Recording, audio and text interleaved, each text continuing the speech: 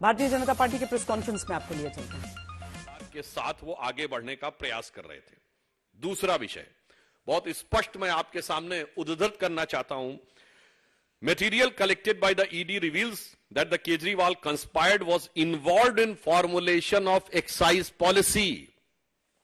बार बार हम लोग कहते थे साक्ष्य जांच एजेंसियों ने दिए हैं और वो न्यायालय के समकक्ष हैं, न हमारे पास है न किसी अन्य के पास है, इसलिए उस पर बयानबाजी निरर्थक है।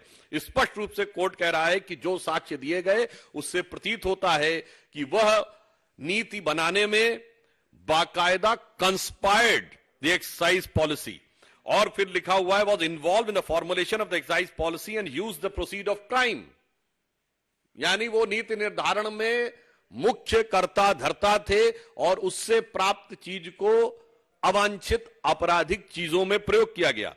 He is also allegedly involved in the personal capacity in the formulation of the policy and demanding the kickbacks, and secondly in the capacity of national convener. यानी प्रथम दृष्टया वो नीति को बनाने में मुख्य सूत्रधार थे और फिर उसके बदले में धन प्राप्त करने में अपनी दूसरी भूमिका यानी आम आदमी पार्टी के संयोजक के रूप में कर्ता धर्ता थे। उसके उपरांत माननीय न्यायालय ने एक और गंभीर ऑब्जर्वेशन दिया है। Court says doubting grant of the pardon of the approver amounts to casting aspersion on judicial process. अर्थात किसी को जमानत दी गई या नहीं इस पर टिप्पणी करना सीधे सीधे न्यायपालिका के ऊपर टिप्पणी करने के समान है। भाई अगर आप देखें तो इसी आधार के ऊपर अभी संजय सिंह जी को तो बेल मिली है। आप इस ढंग से राजनीतिक आधार के ऊपर कोर्ट के निर्णयों के ऊपर समीक्षा, आक्षेप और कटाक्ष नहीं कर सकते। इसके आगे और स्पष्ट रूप से कहा गया है who gives ticket for contesting election and who purchases electoral bond is not the concern of the court. यह बहुत महत्वपूर्ण प्रेक्षण है, is a very significant observation by the high court कि किसको टिकट दिया गया, किसने इलेक्टोरल बॉन्ड लिया, इस विषय का कोर्ट की प्रोसीडिंग से कोई लेना देना नहीं है। अर्थात जो एक कानूनी विषय को वह राजनीतिक विषय बताने का प्रयास कर रहे थे, that was cleverly when he was trying to put a cover of technicality on their hidden motive of politicality which has been totally discarded by the court. अब देखिए एक और बिंदु पे कहा है the investigating agency under the criminal jurisprudence can't be directed to conduct the investigation as per convenience of the person. जो वो बार बार कहते थे कि ईडी हमें ये बताए कि इस तरीके से मुझे जवाब देना या उस तरीके से मुझे इस कैपेसिटी में बुलाया जा रहा है, इस कैपेसिटी में। बहुत स्पष्ट कहा है कि आरोपी को यह अधिकार नहीं है किसी व्यक्ति को कि वो ये तय करे कि किन नियमों, किन प्रावधानों या किस प्रक्रिया के तहत अथवा किस रूप में जांच एजेंसी उससे जांच करना चाह रही है। अगला बिंदु और गंभीर है। The court won't lay down different categories of law, one for common citizens and other granting special privilege to chief minister. आम आदमी पार्टी, मैं पुनः अंडरलाइन करके कहता हूं, आम आदमी पार्टी के तथा कथित आम आदमी मुख्यमंत्री के बारे में स्पष्ट रूप से माननीय न्यायालय कह रहा है कि सामान्य यानी आम आदमी के लिए एक नियम और आम आदमी पार्टी के मुख्यमंत्री के लिए दूसरा नियम, यानी नाम तो आम, दीवाने आम, और चाहते हैं कि डील किया जाए दीवाने खास की तरह, तो यह खासो खुसूस खासियत पूरी तरीके से खारिज कर दी गई कोर्ट के द्वारा। पुनः मैं कहना चाहता हूं यह सबसे महत्वपूर्ण बात है।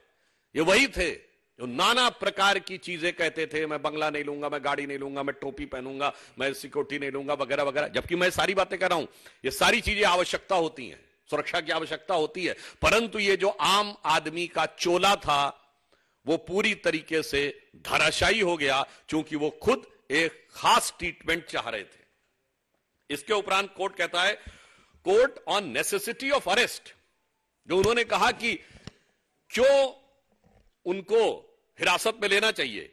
ED was in process of enough material which has led to arrest of Kejriwal, non-joining of investigation by Kejriwal, delay caused by him was also impacted those in the judicial custody. अर्थात उनका बार बार ED के संबंध को दरकिनार करना, जवाब देने से मना करना, यह गलत था और पर्याप्त मटेरियल उपलब्ध था उनसे पूछताछ और जांच करने के लिए। दूसरा, एक गंभीर बात कही गई जो बार बार न्यायिक प्रक्रिया को राजनीतिक रंग देने का प्रयास और उसके ऊपर राजनीतिक आक्षेप करने का प्रयास है। उस पर कोर्ट ने साफ कहा है, जजेस are bound by the law not by the politics. आप उसमें राजनीति करना चाहते हैं चूंकि आप लगातार 9 सम्मन डिले कर रहे थे, चूंकि आपको पता था कि लोकसभा का चुनाव आने वाला, अनायास नहीं आने वाला था। इसका अर्थ यह हो गया कि आप न्यायिक प्रक्रिया को राजनीतिक दहलीज तक ले जाने का कार्य आप कर रहे थे। कोर्ट ने स्पष्ट कहा है, किसी भी प्रकार की राजनीतिक गतिविधि से न्यायिक प्रक्रिया प्रभावित होने वाली नहीं है, अर्थात टाइमिंग वाली बात ध्वस्त हो गई। देन उसके आगे और उससे गंभीर बात कही है, political considerations can't be brought before court of law. जो इस प्रकार की बात कहना कि चुनाव आ रहा है, वैसे तो ये लोग इस बात के बड़े आदतन शरारती हैं। याद करिए 2019 के लोकसभा से पहले कांग्रेस पार्टी के नेता भी वकील का चोला ओढ़कर श्री राम जन्मभूमि के मुद्दे पर भी यही कह रहे थे कि चुनाव आ रहा है तो इसको बाद में करिए। आज भ्रष्टाचार के मुद्दे पे चुनाव आने की बात पे कही तो कोर्ट साफ साफ कह रहा है कि किसी भी प्रकार का राजनैतिक संदर्भ न्यायालय के समक्ष देना उचित नहीं है। इसके उपरांत कोर्ट कहता है, court are concern with the constitutional morality not the political morality. Court साफ कहता है कि ये जो आप तथाकथित अपनी नैतिकता राजनीति का बात करते हैं, इससे कोर्ट को कोई मतलब नहीं है, वो केवल हार्ड कोर फैक्ट्स के बारे में कहता है। अब आगे की बात और भी गंभीर है, जो कहते थे चवन्नी नहीं मिली।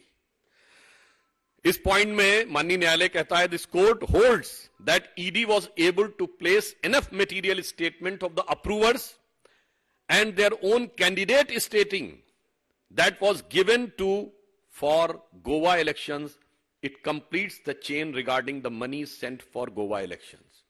यानी जब उनके स्वयं के प्रत्याशी ने यह बयान दिया है कि उसको इस प्रकार का धन इस स्रोत से प्राप्त हुआ है, तो यह प्रथम दृष्टया इस संदेह की पुष्टि करता है कि पैसा कहां से आया। जो कहते थे चवन्नी नहीं मिली, अब चवन्नी नहीं, वो करोड़ों का ट्रेल मिल रहा है। इसलिए हम ये बात साफ कहना चाहते हैं कि इंडिया अगेंस्ट करप्शन की अन्ना क्रांति से शुरू हुआ आंदोलन आज